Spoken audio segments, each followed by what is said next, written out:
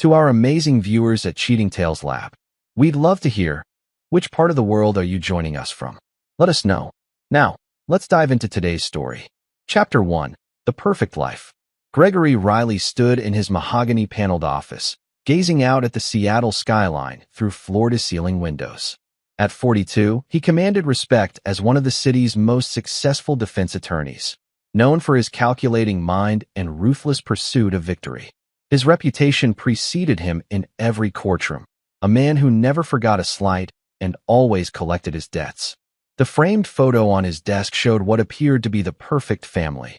Gregory with his arm around his wife Kate, a stunning blonde with emerald eyes, and their 8-year-old daughter Emily, whose infectious smile could melt even Gregory's hardened heart. Kate Riley, née Schneider, had been a pediatric nurse when they met 12 years ago.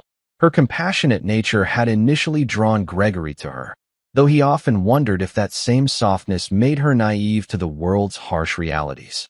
Gregory's upbringing had been far from soft.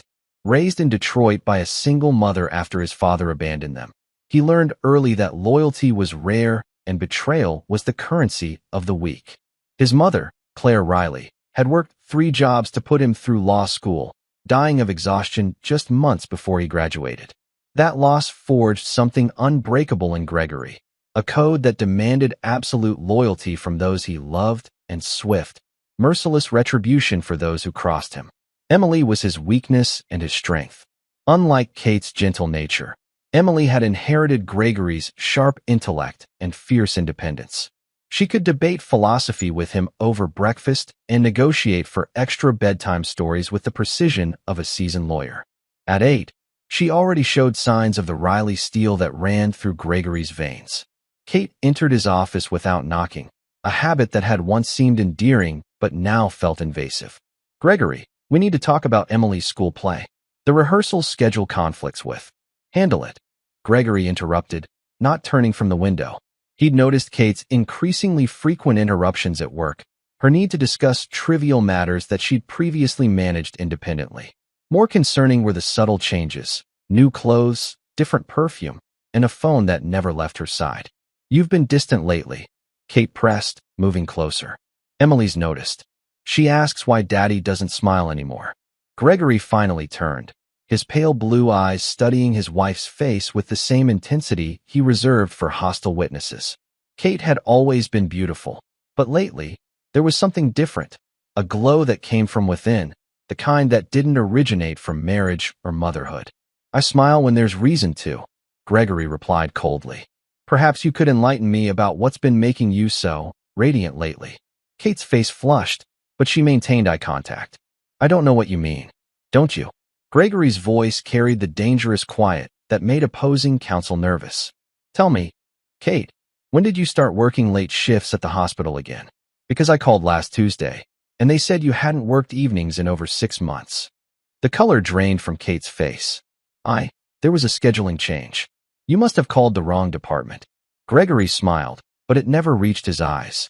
"I see. Well, perhaps you can explain why our credit card shows charges at the Fairmont Hotel on days you claim to be working those mysterious night shifts." Kate's composure cracked. "Gregory, you're being paranoid. The stress from your cases." "Paranoid."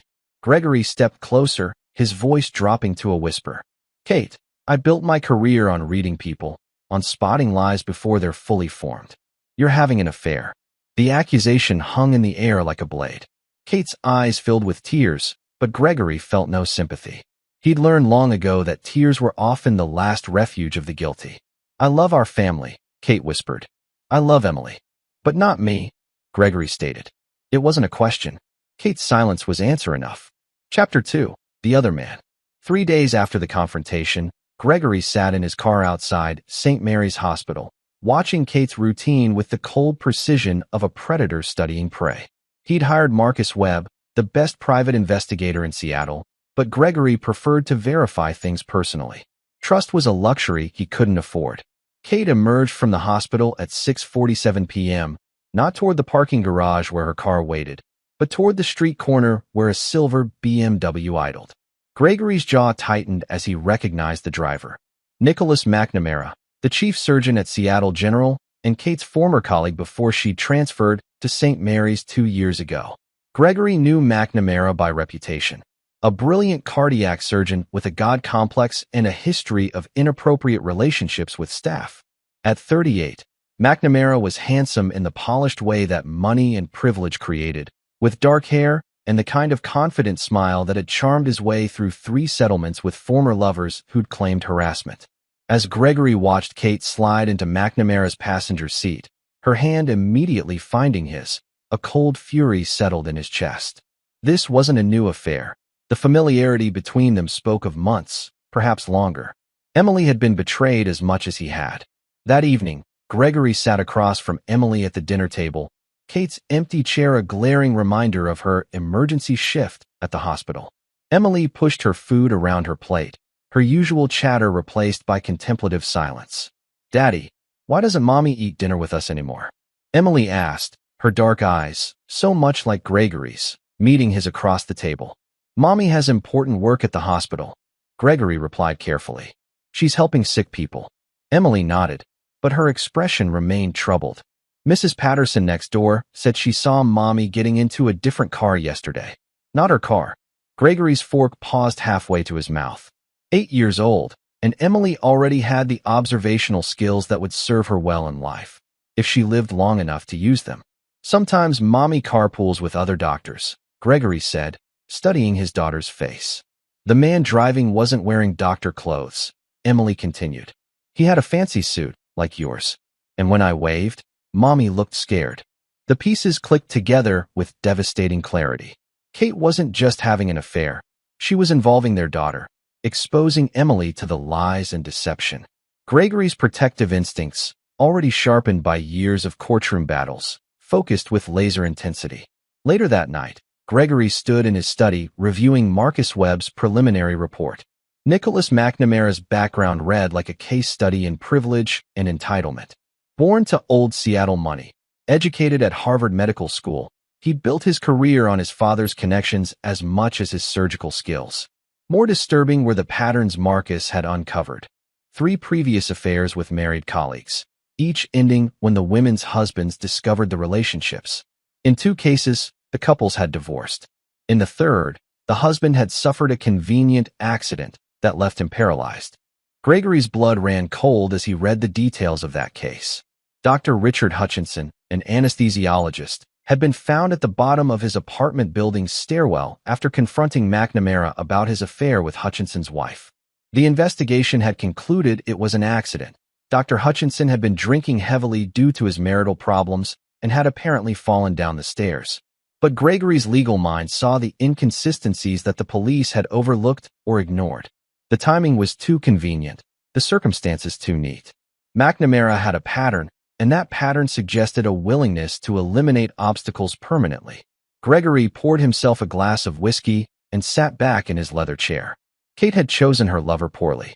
She'd involved their daughter in a dangerous game with a man who had potentially killed before. The betrayal cut deep, but the threat to Emily transformed Gregory's hurt into something far more dangerous. As he stared at McNamara's photograph, Gregory began to plan. The man staring back at him from the glossy photo had no idea he'd just made an enemy of someone who never forgave and never forgot. More importantly, McNamara had threatened what Gregory valued most in this world, his daughter. That night, Gregory didn't sleep. Instead, he sat in Emily's doorway, watching her peaceful face as she slept, and made a promise that would reshape their lives forever. Kate had chosen her side. McNamara had revealed his nature. Now it was Gregory's turn to show them what happened when someone crossed O'Reilly. The game was about to begin, and Gregory intended to win it all. Chapter 3: The Vanishing. The morning of Emily's disappearance began like any other, with Kate rushing through breakfast preparations while maintaining the facade of normalcy. Gregory watched her from behind his newspaper, noting the nervous energy that had become her constant companion. Her phone buzzed incessantly, and each time she checked it, her face flushed with guilt. "Emily, sweetheart, finish your cereal," Kate called, her voice pitched higher than usual. "You don't want to be late for school." Emily appeared in the kitchen doorway wearing her favorite purple dress, her dark hair and pigtails. "Daddy, can you drive me to school today? Please." Gregory folded his newspaper, studying his daughter's face. Of course. Any particular reason? Emily glanced at Kate, who was pointedly not listening while packing lunchboxes. I want to show you the art project I'm working on. It's about families. The irony wasn't lost on Gregory. I'd love to see it. Kate spun around, her expression strained. Actually, I need to drop Emily off today. I have to be at the hospital early, and her school is on the way. Since when is Madison Elementary on the way to St. Mary's Hospital? Gregory asked, his voice deceptively calm. Kate's phone buzzed again. She glanced at it, and Gregory caught the flash of panic in her eyes. There's been a change in my schedule. Dr. Morrison needs me for a consultation. Gregory stood slowly, his height giving him a physical advantage that he'd learned to use effectively. Kate, Dr. Morrison retired 8 months ago. I was at his retirement party. The kitchen fell silent except for the ticking of the antique clock Kate had inherited from her grandmother. Emily looked between her parents, her young mind processing the tension that adults thought they could hide from children. I'll take Emily, Gregory said finally. You should focus on getting your story straight before your next conversation. As Gregory and Emily walked to his car, Emily slipped her small hand into his. Daddy, are you and Mommy going to get divorced like Tommy Patterson's parents? Gregory stopped walking and knelt to Emily's eye level. Why would you ask that? Tommy says parents fight a lot before they get divorced, and they lie to kids about where they're going. Emily's eyes were too wise for her 8 years. Mommy's been lying about work, hasn't she? Gregory felt something crack inside his chest. Emily deserved better than this. Better than parents who thought she was too young to understand betrayal. Sometimes adults make mistakes, sweetheart. But no matter what happens, I will always protect you. Do you understand? Emily nodded solemnly. I understand, Daddy. But even as Gregory made that promise, he had no idea how quickly he'd be called upon to keep it. The call came at 3:47 p.m. Gregory was in court, cross-examining a witness in a high-profile murder case, when his phone vibrated with the emergency tone he'd programmed for Kate and Emily. He glanced at the screen. Kate, Your Honor, I need a brief recess, Gregory announced, his voice steady despite the ice forming in his veins. Judge Harrison, who'd known Gregory for 15 years, took one look at his face and granted the request immediately. In the hallway, Gregory answered the call. What's wrong? Emily's gone. Kate's voice was barely controlled hysteria. The school called. She never came back from lunch recess. They can't find her anywhere. Gregory's world tilted on its axis. What do you mean she never came back? She was playing on the playground at noon. When the teachers called the children in, Emily wasn't there. They've searched the entire school grounds. Gregory, our baby is missing. For a moment, Gregory couldn't breathe. Emily's face flashed through his mind. Her smile that morning, her trust in him, his promise to protect her. Have you called the police? I know. I wanted to call you first. Call them now. I'm on my way. Gregory's mind raced as he drove toward Emily's school. 8-year-old children didn't simply vanish from school playgrounds. Either Emily had wandered off, unlikely, given her intelligence and strict adherence to rules, or someone had taken her. The thought made Gregory's hands tighten on the steering wheel until his knuckles went white. The school was in chaos when Gregory arrived. Police cars lined the parking lot, and he could see officers interviewing teachers and searching the building. Kate stood near the main entrance, her face pale and her hands shaking. When she saw Gregory, she ran to him. They can't find her anywhere. Kate sobbed against his chest. It's like she just disappeared. Gregory held his wife mechanically, his mind already shifting into the mode that had made him legendary in courtrooms. Analytical, methodical, ruthless in pursuit of truth. Tell me exactly what happened. Kate pulled back, wiping her eyes. The teacher, Mrs. Chun, said Emily was playing with a group of children near the playground fence. When the lunch bell rang, all the other children came in, but Emily was gone. Mrs. Chin thought maybe Emily had already gone inside with another class, but when they did roll call, who did you call before you called me? Gregory asked quietly. Kate's face went white. What do you mean? Your phone records, Kate. Who did you call first? Kate's mouth opened and closed soundlessly. Gregory studied her face with the cold precision he perfected over years of cross-examination, and what he saw there made his blood freeze. Guilt. Not just the guilt of a frightened mother, but the specific guilt of someone who knew more than she was saying. Kate. Gregory's voice dropped to the dangerous whisper that made judges pay attention. "Where is our daughter?" Before Kate could answer, Detective Ray Copeland approached them. Gregory knew Copeland from several cases. A good cop. Honest. Thorough.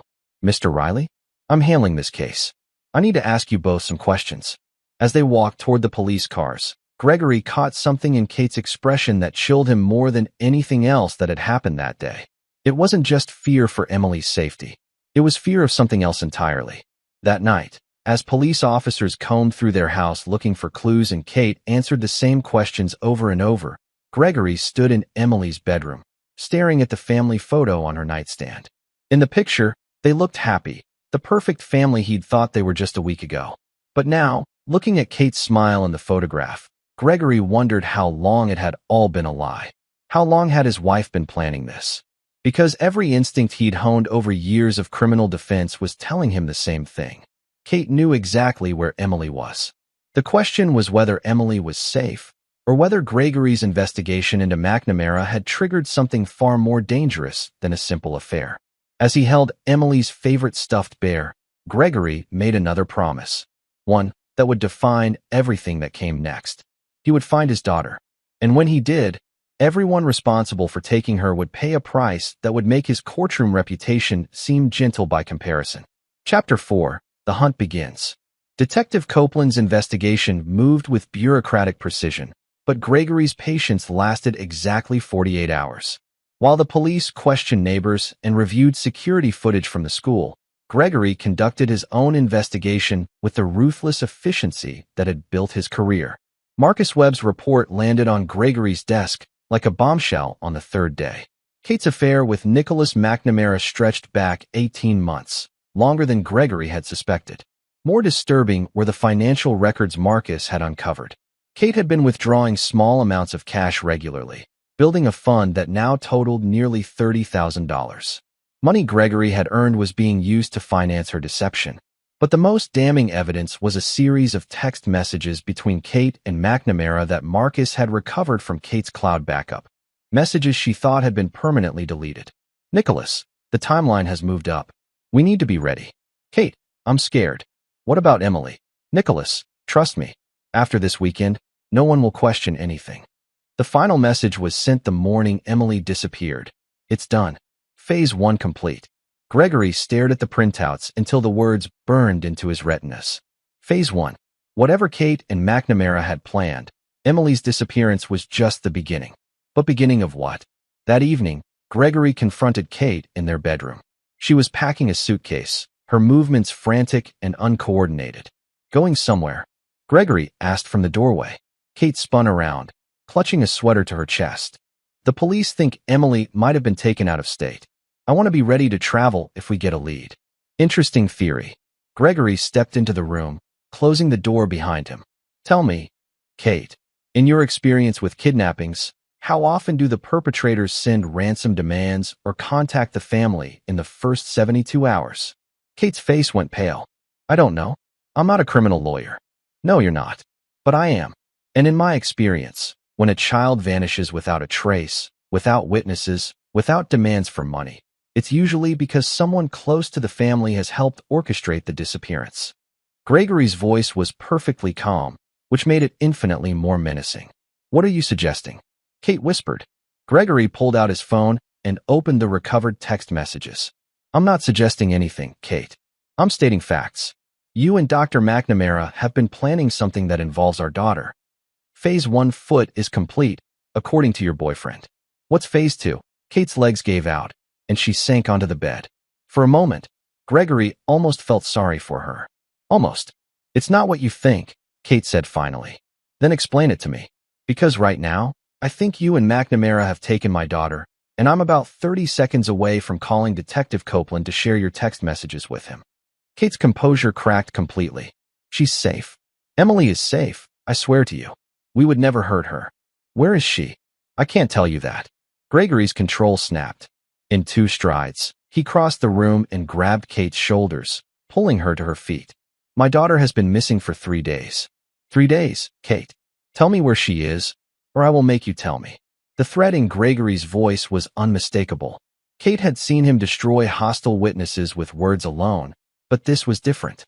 This was personal, and Gregory Riley personal was a force that few people ever witnessed and lived to discuss. "She's with my sister," Kate whispered. "Brenda." "In Portland." Gregory released her, so suddenly she stumbled backward. "Brenda Bowen? Your sister who supposedly died in a car accident 5 years ago." Kate's silence was confirmation enough. "Jesus Christ, Kate. How long have you been planning this? How many lies have you built our marriage on?" "Brenda didn't die," Kate said, her voice barely audible. "She went into witness protection. Her ex-husband was dangerous. We faked her death to keep her safe." Gregory's mind raced through the implications. If Brenda Bowen was alive, if she was in witness protection, then she had connections to law enforcement, to people who could make identities disappear and reappear at will. People who could make an 8-year-old girl vanish from a playground without a trace. And McNamara? How does he fit into your sister's resurrection? Kate wrapped her arms around herself. "Nicholas has been helping Brenda. Medical care, documentation, financial support. When our relationship began, I told him about her. He wanted to help." "How generous of him," Gregory said coldly. "And now he's helping you do what exactly? Disappear with Emily? Start a new life where the inconvenient husband isn't part of the picture?" "It's not like that." "Then what is it like, Kate? Because from where I'm standing, it looks like you and your boyfriend kidnapped my daughter to force me into a divorce that would give you everything you want without having to earn it." Kate's tears meant nothing to Gregory now. He'd seen too many guilty defendants cry to be moved by the performance. "Where in Portland?" Gregory demanded. "I won't tell you that." Gregory smiled, and Kate flinched. She'd seen that smile in court, right before he destroyed someone's life with carefully chosen words. "Kate, you seem to have forgotten who you're married to. I don't make requests. I get what I want because I'm very good at making the alternative unthinkable." Gregory pulled out his phone. "Detective Copeland is going to be very interested in these text messages. And once he starts investigating Dr. McNamara's background, he's going to find some very interesting patterns." "What patterns?" "Richard Hutchinson. Ring a bell?" Dr. Hutchinson, who had an unfortunate accident after discovering his wife's affair with McNamara. "Copeland's good, Kate. He'll make the same connections I did. And when he does, your boyfriend is going to face murder charges." Kate's face went white. "Nicholas didn't kill anyone." "Prove it. Tell me where Emily is, and maybe McNamara only faces kidnapping charges instead of murder charges."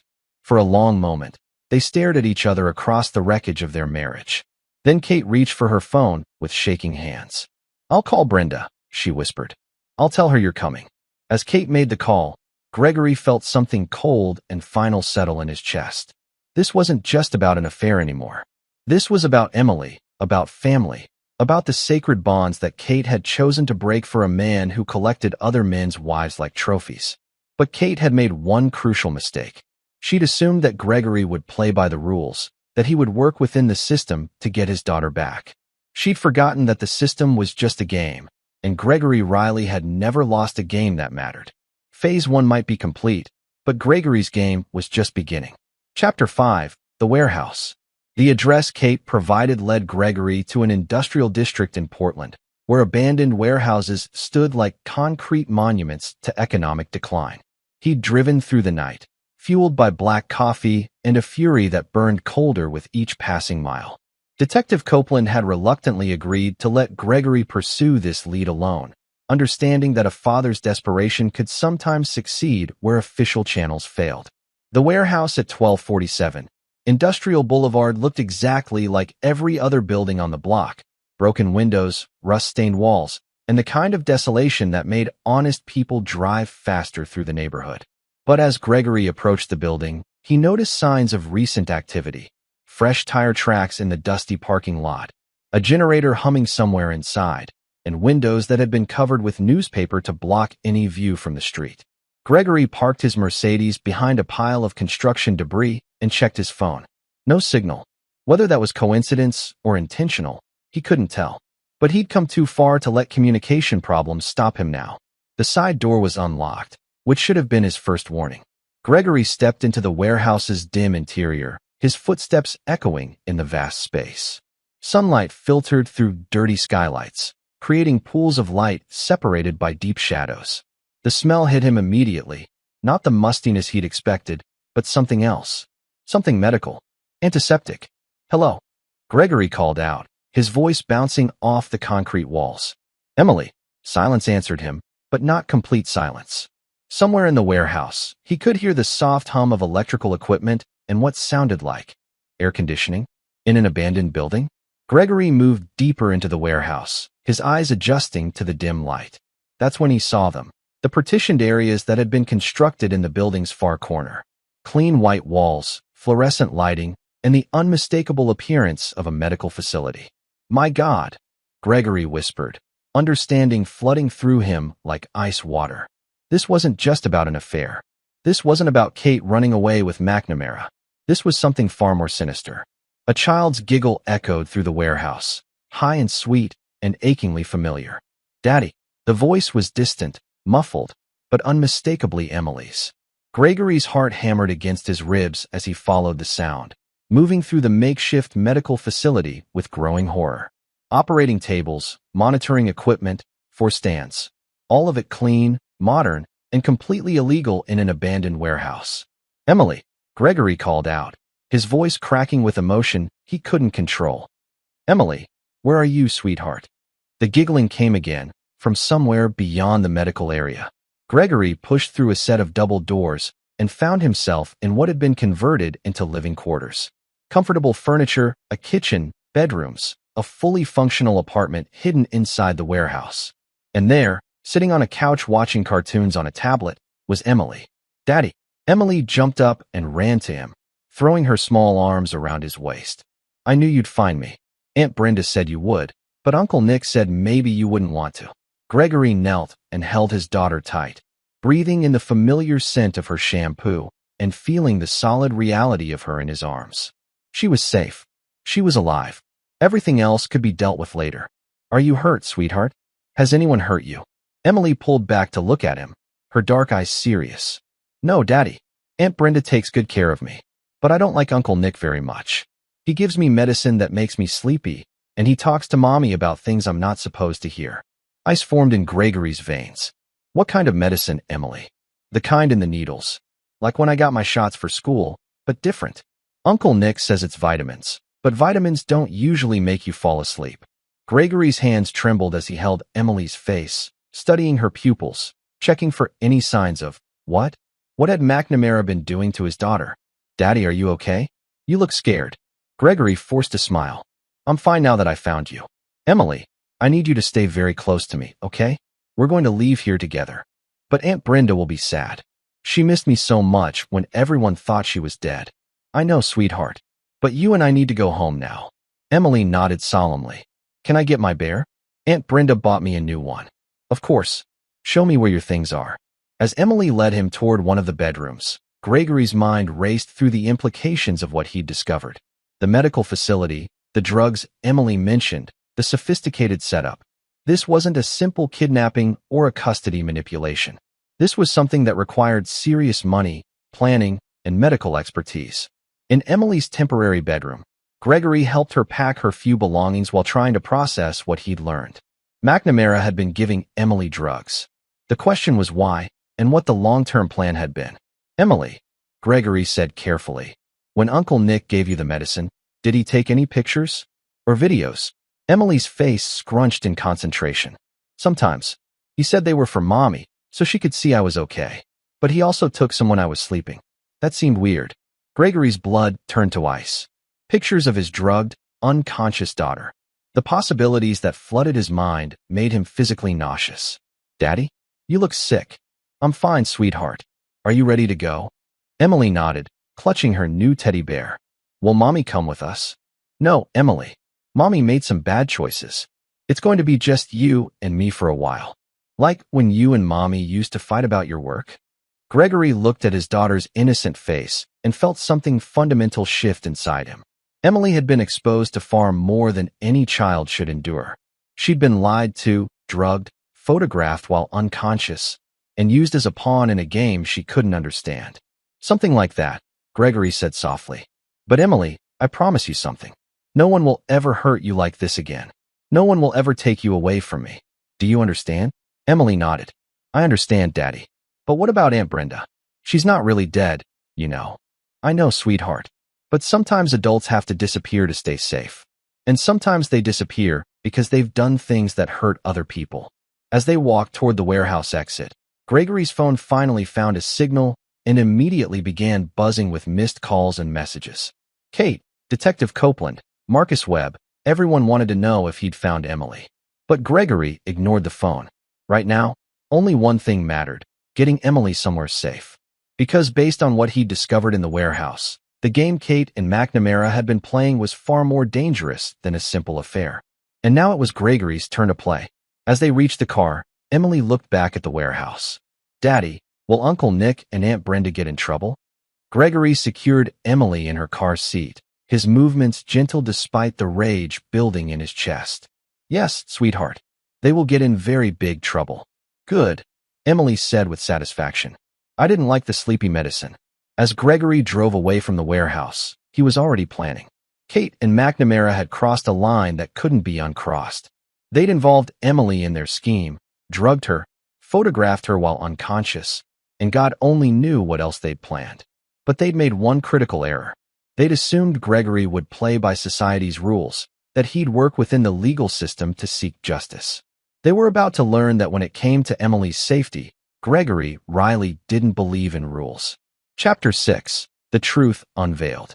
The drive back to Seattle gave Gregory time to think, and thinking was what Gregory did best. Emily slept in her car seat, exhausted from her ordeal, while Gregory's mind dissected everything he'd discovered in the warehouse.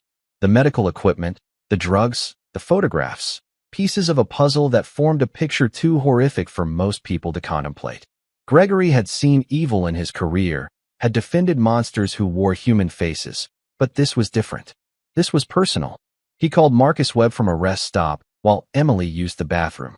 "I found her," Gregory said without preamble. "She's safe. But I need you to research something for me. I need everything you can find about organ trafficking networks on the West Coast, particularly any connections to cardiac surgeons." Marcus was quiet for a long moment. "Jesus Christ, Gregory. Are you telling me what I think you're telling me?" "I'm telling you that my 8-year-old daughter was being drugged and photographed while unconscious in a makeshift medical facility. I'm telling you that Dr. Nicholas McNamara has access to surgical equipment, connections to people who can create false identities, and a history of eliminating inconvenient husbands." And Kate. Gregory watched Emily through the rest stop window, her small figure making him think of how fragile children really were. Kate chose her side. Now she lives with the consequences. When Gregory arrived home with Emily, Kate was waiting in the driveway. Her face showed relief, guilt, and something else, fear. "Emily." Kate ran toward the car, but Gregory intercepted her. "Don't," Gregory said quietly. "Don't touch her." Kate stopped, her face crumpling. "She's my daughter too." "Your daughter?" Gregory's voice was deadly calm. "Kate, you facilitated her kidnapping. You helped drug her. You let McNamara photograph her while she was unconscious. Exactly which part of that qualifies as motherly behavior?" We would never." Kate's protest died as she saw Gregory's expression. "Emily told me about the injections, Kate. The pictures. The videos. She told me about waking up groggy and confused while your boyfriend documented her condition." Gregory stepped closer, his voice dropping to a whisper. "What was the plan, Kate? How much is an 8-year-old's heart worth on the black market?" Kate's face went white. "You're insane. Nicholas would never." Nicholas McNamara has access to surgical facilities, connections to people who create false documents, and a network of individuals who can make bodies disappear. Richard Hutchinson's accident wasn't the first time McNamara eliminated an obstacle. My investigator found 3 other suspicious deaths connected to him over the past decade. Gregory pulled out his phone and showed Kate the files Marcus had compiled. Dr. Sarah Mitchell, anesthesiologist, found dead in her apartment after discovering irregularities in surgical schedules. Ruled a suicide. Dr. James Parker, pathologist, died in a hit and run after questioning discrepancies in organ donor records. Never solved. And Dr. Lisa Chun, cardiac nurse, died of an apparent drug overdose after reporting suspicious surgical procedures to hospital administration. Kate shook her head frantically. "No, that's not. Nicholas saves lives. He's a heart surgeon. He's a predator, Kate. And you delivered Emily directly into his hands." Emily appeared at Gregory's side, having gotten out of the car while they talked. She looked at Kate with the clear-eyed assessment that children used when adults had disappointed them. "Hello, Mommy," Emily said politely. "Did you know Uncle Nick was giving me medicine to make me sleep? Daddy says that's not vitamins." Kate knelt down to Emily's level, tears streaming down her face. "Emily's sweetheart, I thought. I believe." "You believed what you wanted to believe," Gregory interrupted. "Because believing the truth would have required you to give up your boyfriend and his promises of a new life." Gregory's phone buzzed with a text from Marcus. "Got it. McNamara's connected to a trafficking network that's been harvesting organs from children in foster care and runaways. They use fake medical emergencies to justify procedures." Emily wasn't random. They needed a specific blood type for a buyer overseas. Gregory read the message and felt something cold and final settle in his chest. Emily hadn't just been kidnapped. She'd been selected for murder, her organs destined for the highest bidder. "Kate," Gregory said, his voice perfectly calm, "I want you to pack a bag and leave. Tonight. This is my house too. Emily is my daughter. Emily is alive despite your choices, not because of them. And this house." Gregory smiled, and Kate flinched. "Check the deed, Kate. This house has been in my name only since our 3rd year of marriage. You signed a quitclaim deed after your gambling problem. Remember?" Kate's face went white. She'd forgotten about the poker debts Gregory had paid off, the legal documents she'd signed to protect the house from her creditors. "You can't just throw me out. I can and I am. Be gone in 1 hour, or I'll have you arrested for child endangerment." And Kate. Gregory's voice dropped to the dangerous whisper that had made careers in courtrooms. "If you try to contact Emily, if you come within a mile of this house, if you so much as breathe in our direction, I will make sure everyone knows exactly what you and McNamara were planning. Your nursing license, your reputation, your freedom, all of it will disappear." Kate looked at Emily, who was watching the conversation with the solemn attention of a child trying to understand adult failure. "Emily, Mommy loves you," Kate whispered. "I know," Emily replied. "But love isn't enough when you make bad choices. Daddy taught me that." An hour later, Gregory and Emily watched from the living room window as Kate loaded her car with the few belongings Gregory had allowed her to take. Emily held Gregory's hand as her mother drove away, her small fingers tight with emotion. "Will we ever see Mommy again?" Emily asked. "That depends on what Mommy does next," Gregory replied. "But Emily, I want you to know something. What happened to you, what they planned, it will never happen again. I promise you that." Emily nodded seriously. "What about Uncle Nick?" Gregory looked down at his daughter's trusting face and made another promise, one that he intended to keep regardless of the cost. "Uncle Nick is going to learn that some mistakes can't be forgiven," Gregory said softly. "And some people don't get second chances." As Emily settled into bed that night, safe in her own room for the first time in a week, Gregory sat in his study reviewing Marcus's research. The trafficking network was sophisticated, international, and protected by layers of false documentation and corrupted officials. But Gregory had spent his career finding weak points in seemingly impenetrable defenses. And Dr. Nicholas McNamara, for all his surgical skill and criminal connections, had made one fatal error. He'd threatened Emily Riley. And Emily Riley's father was Gregory Riley, a man who'd built his reputation on destroying people who thought they were untouchable. The real game was about to begin. Chapter 7. The Hunter Becomes Prey. Gregory spent the next 2 weeks rebuilding normalcy for Emily while methodically gathering intelligence on Nicholas McNamara's operation. Emily returned to school with a carefully crafted story about a family emergency, and Gregory arranged for private security to monitor her movements. She would never be unprotected again. Meanwhile, Marcus Webb's investigation revealed the full scope of McNamara's network.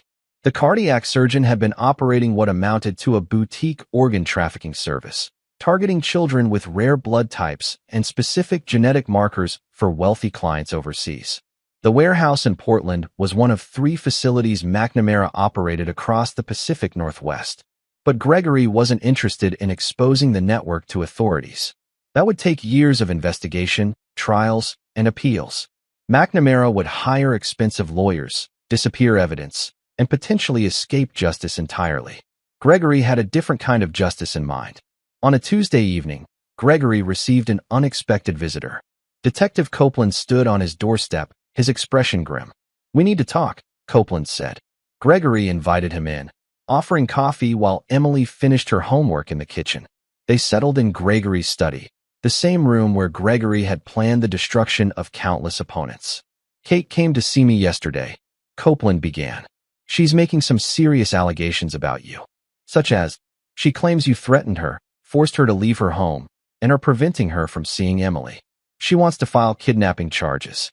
Gregory leaned back in his leather chair, studying Copeland's face.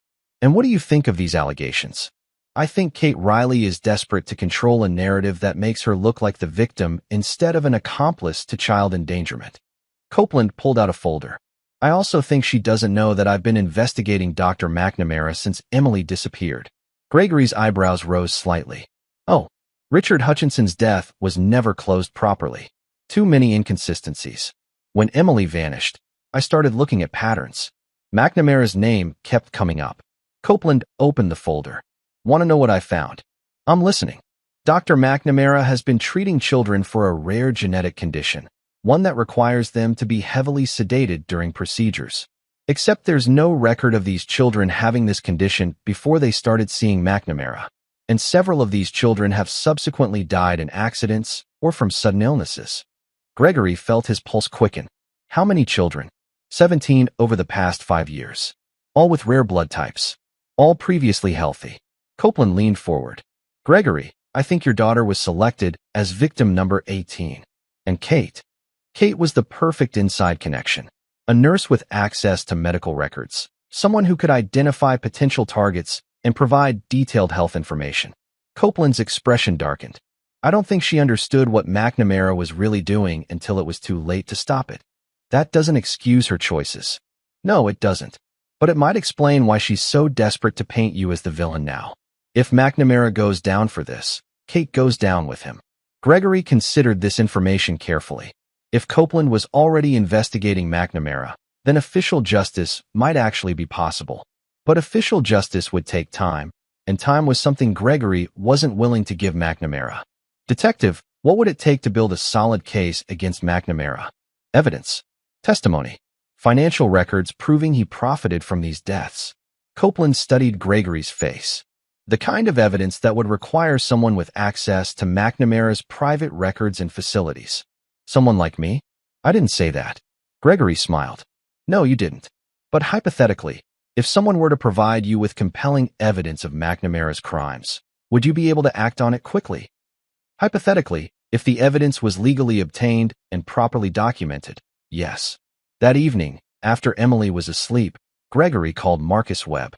"I need you to arrange a meeting with McNamara," Gregory said. "Are you insane? He's trying to harvest your daughter's organs." "Exactly. Which means he'll want to finish what he started. Tell him I'm willing to negotiate shared custody with Kate in exchange for Emily's safety. Make it believable." "Gregory, this is dangerous." "Marcus, this man has killed 17 children. If I don't stop him, Emily will never be truly safe. He'll wait, plan, find another opportunity." Gregory's voice hardened. "I won't live looking over my shoulder, wondering when he'll try again." The meeting was arranged for the following Saturday at a restaurant in Bellevue. Public enough to seem safe, private enough for serious conversation. Gregory spent the intervening days preparing with the same meticulous attention he gave to trial preparation. Saturday evening found Gregory sitting across from Nicholas McNamara in an upscale steakhouse, studying the man who'd planned to murder his daughter. McNamara was handsome in the polished way that money and privilege created, with the kind of confident smile that had charmed his way through decades of deception. "Mr. Riley," McNamara extended his hand. "Thank you for agreeing to meet." Gregory shook the offered hand, noting the surgeon's soft skin and manicured nails. "Doctor, I understand we have mutual interests to discuss." "Indeed. Kate is quite concerned about Emily's welfare. She feels the current situation is traumatic for the child. Emily seems to be adjusting well to her mother's absence. Children are remarkably resilient when they're no longer being exposed to lies and deception." McNamara's smile faltered slightly. "Kate mentioned you might be willing to consider a custody arrangement that would allow Emily to maintain a relationship with her mother." "I'm willing to consider many things, Doctor. The question is what you're willing to offer in return. What would you want?" Gregory leaned forward, his voice dropping to the conversational tone he used for plea negotiations. "I want honesty, doctor. I want to know exactly what you and Kate were planning for Emily." McNamara's face went carefully blank. "I'm not sure what you mean." "Of course you don't. Let me be more specific." Gregory pulled out his phone and opened a voice recording app. "I want you to tell me about the medical facility in the Portland warehouse. I want you to explain why Emily was being drugged and photographed. And I want you to tell me about the 17 children who died after receiving your special medical care." McNamara's composure cracked. "You're recording this conversation?" "I'm documenting it. For my daughter's protection and my own peace of mind." McNamara started to stand, but Gregory's voice stopped him. "Doctor, I wouldn't recommend leaving. You see, I've discovered some very interesting things about your medical practice. Things that Detective Copeland would find fascinating. You have no proof of anything illegal. Don't I?" Gregory smiled. Marcus Webb is very thorough in his investigations. Bank records, travel documents, correspondence with overseas clients. It's amazing what a skilled investigator can uncover when properly motivated. For the first time since they'd met, McNamara looked genuinely frightened. "What do you want?" "I want the truth. All of it. In exchange, I'll consider allowing Kate's supervised visitation with Emily." It was a lie, of course. Gregory would never allow Kate near Emily again. But McNamara didn't know that. "And if I refuse?" "Then Detective Copeland receives a very comprehensive file tomorrow morning, and you spend the rest of your life explaining to federal prosecutors why 17 children died after you treated them." McNamara was quiet for a long moment, his surgeon's hands trembling slightly as he reached for his wine glass. When he finally spoke, his voice was barely audible. "How do I know you won't turn me in regardless of what I tell you?" Gregory's smile was cold and utterly without mercy. "Doctor, you plan to murder my 8-year-old daughter and sell her organs to the highest bidder. Your trust in my word is the least of your problems." And with that single statement, Gregory began extracting the confession that would destroy Nicholas McNamara's life as thoroughly as McNamara had planned to destroy Emily's. Chapter 8. The Reckoning. McNamara's confession lasted 3 hours and filled 47 pages of transcription. By the time he finished talking, Gregory had documented a criminal enterprise that stretched across 3 states and involved the murders of 23 children, not 17 as Detective Copeland had initially suspected. The recording device on Gregory's phone captured every word as McNamara detailed the selection process, the fake medical procedures, the network of buyers overseas, and the systematic elimination of anyone who threatened the operation. He spoke with the clinical detachment of a surgeon describing a routine procedure, as if the children he'd killed were medical specimens rather than human beings. "Emily was perfect," McNamara said, his voice steady despite the alcohol he'd consumed. "AB-negative blood type, excellent health, the right size." The buyer in Singapore was willing to pay $2 million for a complete harvest: heart, lungs, liver, kidneys, corneas. Kate was supposed to deliver her after we established the medical facility in Portland. And Kate understood what was going to happen. McNamara hesitated. Kate believed Emily would be sedated and taken to Mexico, where she'd live with Brenda until the custody situation was resolved. She never knew about the buyers or the procedures. "When did you plan to tell her?" "After it was done." Kate would have been devastated, but I would have been there to help her through her grief. Sometimes love requires difficult sacrifices. Gregory stared at McNamara across the table, marveling at the man's ability to justify mass murder as an act of love. "And the other children? Did their parents make similar sacrifices?" "The other children were different. Foster kids, runaways, street children. No one missed them. Emily was my first deviation from the standard selection criteria." McNamara's eyes focused on Gregory with disturbing intensity. "Kate's love made me sentimental." By the time they left the restaurant, Gregory had everything he needed to destroy McNamara. But he wasn't finished. Because destroying McNamara legally would take time, and time was something Emily didn't have as long as the surgeon remained free. The next morning, Gregory delivered copies of the recording to Detective Copeland, along with Marcus Webb's comprehensive research into McNamara's financial records and travel patterns. Copeland listened to portions of the confession with the grim expression of a man who'd seen too much evil in his career. "This is enough to put him away forever," Copeland said. "Multiple counts of first-degree murder, conspiracy, interstate trafficking, He'll never see daylight again. How long until you can arrest him? I'll have warrants within 48 hours. We'll coordinate with federal agents and Portland police to hit all his facilities simultaneously. Gregory nodded, but his expression remained troubled. Detective, what's to stop McNamara from disappearing when he realizes what's happening? The man has connections, false documents, money hidden overseas. We'll move fast. He won't have time to run. But Gregory had spent too many years in criminal defense to trust the system's ability to prevent clever criminals from escaping justice. McNamara had eluded detection for years by being smarter than the people hunting him. Gregory wasn't willing to bet Emily's safety on the assumption that would change now. That evening, Gregory received a phone call that confirmed his worst fears. Gregory. Marcus Webb's voice was tight with urgency. McNamara's gone. His house is empty, his office is cleaned out, and his bank accounts have been drained. He disappeared sometime between midnight and dawn. Gregory felt ice form in his veins. What about Kate? Also gone. Left her apartment sometime last night. No forwarding address. No indication of where they went. Gregory hung up and immediately called Detective Copeland, who confirmed what Marcus had discovered. Despite Copeland's confidence in the speed of official justice, McNamara had vanished with the efficiency of someone who'd planned multiple escape routes. We'll find them, Copeland promised. Interstate flight, conspiracy charges. The FBI will make this a priority. Detective, McNamara has been killing children for years while you and every other law enforcement agency failed to notice. Forgive me if I don't share your confidence in the system's ability to protect my daughter. That night, Gregory sat in Emily's room watching her sleep, the weight of his failure pressing down on him like a physical force. He'd thought he could use the legal system to eliminate the threat McNamara represented. Instead, his careful documentation had given McNamara the warning he needed to escape. Emily stirred in her sleep, and Gregory reached out to smooth her hair.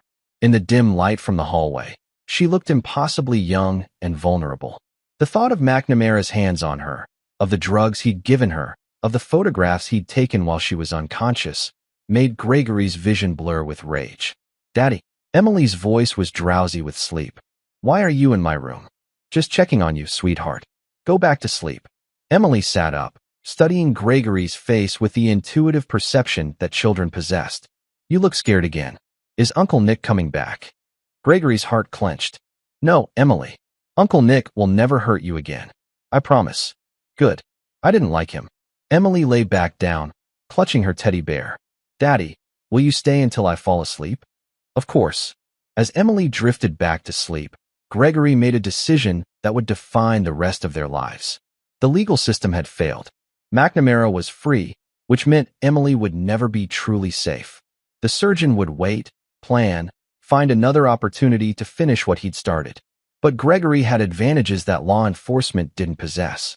He had money, connections, and a willingness to operate outside the constraints that limited official investigations. Most importantly, he had something McNamara had underestimated: a father's love transformed into a weapon of absolute purpose. Gregory pulled out his phone and dialed a number he'd hoped never to use. Alejandro Clay, came the voice on the other end. Clay, it's Gregory Riley. I need to call in that favor. Alejandro Clay was a man who existed in the spaces between legal and illegal, a fixer who solved problems that couldn't be addressed through official channels. Gregory had kept Clay out of federal prison 5 years earlier by finding prosecutorial misconduct in his case. The charges had been dismissed, but the favor had remained uncalled until now. What kind of problem are we talking about, counselor? The permanent kind, Gregory said quietly. A man who kills children and the woman who helped him target my daughter. Clay was quiet for a moment. That's serious business, Gregory. Once we start down that road, there's no going back. Gregory looked at Emily's sleeping face and felt something hard and final settle in his chest. There's already no going back. The only question is whether my daughter lives the rest of her life looking over her shoulder, or whether the people who threatened her disappear permanently. I'll need details. Locations, patterns, associates. I'll send you everything I have.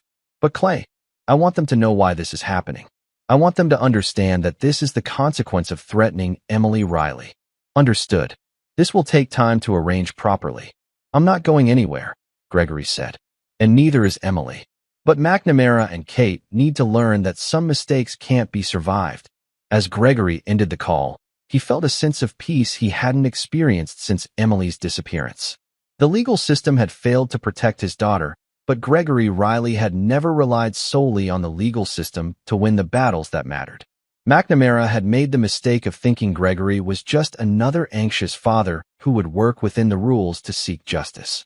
He was about to discover that Gregory Riley wrote his own rules when it came to protecting the people he loved. The hunt was about to begin, and this time, Gregory would be the one setting the traps. Chapter 9. No Forgiveness. 6 months later, Gregory stood in the kitchen of their new home in Bainbridge Island, watching Emily practice piano through the living room doorway. They'd moved after Detective Copeland informed him that the FBI had found Kate and McNamara's bodies in a burned-out cabin in rural Oregon, victims of what appeared to be a falling out between criminal associates. Natural consequences of an unnatural lifestyle, Copeland had said, though his eyes had studied Gregory's face carefully. The investigation is ongoing, but honestly, Mr. Riley, the world is safer without them. Gregory had expressed appropriate shock and concern, had even attended Kate's memorial service where he played the role of the grieving ex-husband. Emily had not attended. Some connections, once severed, could never be repaired. The piano lesson ended, and Emily appeared in the kitchen, her dark hair pulled back in a ponytail, her serious expression reminding Gregory of himself at that age. "Daddy," Mrs. Patterson called, Emily said, referring to their new neighbor. "She wanted to invite us to dinner again." "What did you tell her?" "That we prefer to eat at home. Just us." Emily climbed onto the stool at the kitchen island, accepting the glass of milk Gregory poured for her. She asked about Mommy again. Gregory tensed slightly. "What did you say?" "The truth. That Mommy made bad choices and won't be coming back." Emily's voice was matter-of-fact, without the emotional devastation that other children might have displayed. Mrs. Patterson looked sad, but I told her that sometimes families are better when the bad people go away. Gregory studied his daughter's face, noting the hardness that had developed around her eyes over the past months. Emily had processed her mother's betrayal with a cold logic that was both impressive and concerning. "Emily, do you ever miss Mommy?" Emily considered the question seriously, swinging her legs as she drank her milk. "Sometimes I miss the idea of having a mommy, but I don't miss the person she really was." "Does that make sense?" "Perfect sense." "Good. Because I was thinking." Emily paused, choosing her words carefully. "I was thinking that maybe we don't need anyone else in our family. Maybe it's better when it's just people who would never hurt each other." Gregory felt a surge of pride mixed with concern. Emily was learning lessons about loyalty and betrayal that most children never had to confront. She was becoming someone who understood that love without absolute trust was worthless. "You're probably right," Gregory agreed. "But Emily, you know that not everyone in the world is dangerous, right? There are people who can be trusted." "I know. Mrs. Chun at school is nice. And Detective Copeland is honest." Emily's expression grew thoughtful. "But for family, I think it should just be us. People who would never, ever betray each other." As Gregory looked at his daughter, this serious, intelligent child who'd survived betrayal and emerged stronger, he realized that Emily had learned the same lesson that had shaped his own life. Trust was earned through actions, not words. Loyalty was demonstrated through sacrifice, not convenience. And forgiveness was a luxury that could cost everything. That evening, after Emily was asleep, Gregory sat in his study reviewing the final reports from Marcus Webb's investigation. Kate and McNamara's deaths had been thorough and professional, exactly what Gregory had paid for. Alejandro Clay had kept his word, and the threat to Emily had been permanently eliminated. But the investigation had revealed one final twist that Gregory hadn't expected. Among McNamara's papers, found in a safety deposit box in Portland, was a list of future targets. Emily's name was at the top, but below it were 17 other children, all with rare blood types, all currently healthy, all selected for death by a man who viewed children as commodities. Gregory had provided those names to Detective Copeland anonymously, allowing law enforcement to protect those families without revealing how the information had been obtained. 17 children would live because McNamara was dead. It was a mathematics of justice that Gregory found deeply satisfying. A soft knock on his study door interrupted his thoughts. Emily stood in the doorway wearing her favorite purple pajamas, her teddy bear tucked under one arm. Couldn't sleep? Gregory asked. I had a bad dream. About the warehouse. Emily padded across the room and climbed into Gregory's lap, settling against his chest with the trust that only children could display. The warehouse can't hurt you anymore, Gregory said softly, wrapping his arms around his daughter.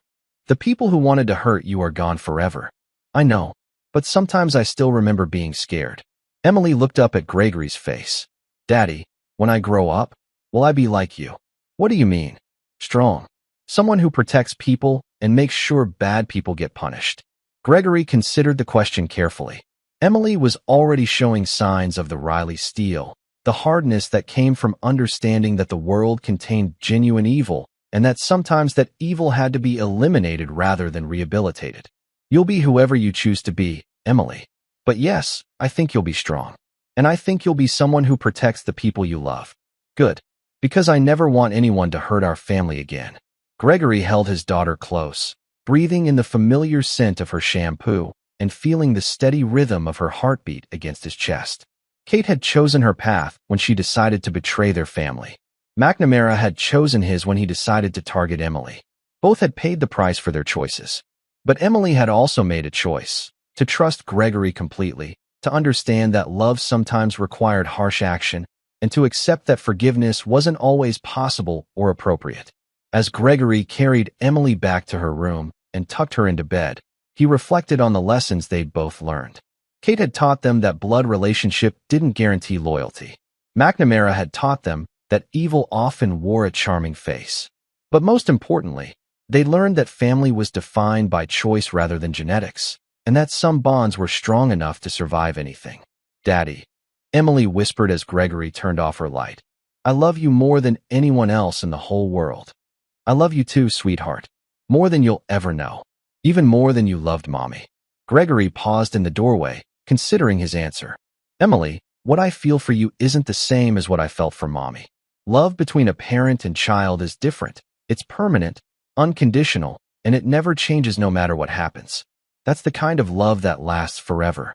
And if someone tries to hurt me again? Gregory's voice carried the same dangerous quiet that had once made opposing counsel nervous. Then they'll learn what happened to the last people who made that mistake. Emily smiled in the darkness. Good. I feel safe when you talk like that. As Gregory closed Emily's door and returned to his study, he felt a sense of completion that had been missing since Kate's betrayal.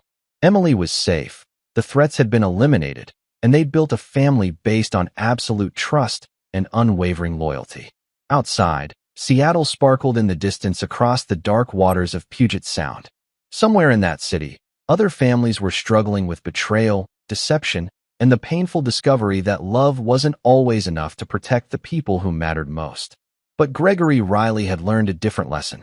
Love without the willingness to defend, it was meaningless. Trust without the ability to punish betrayal was worthless. And forgiveness without justice was simply another word for weakness.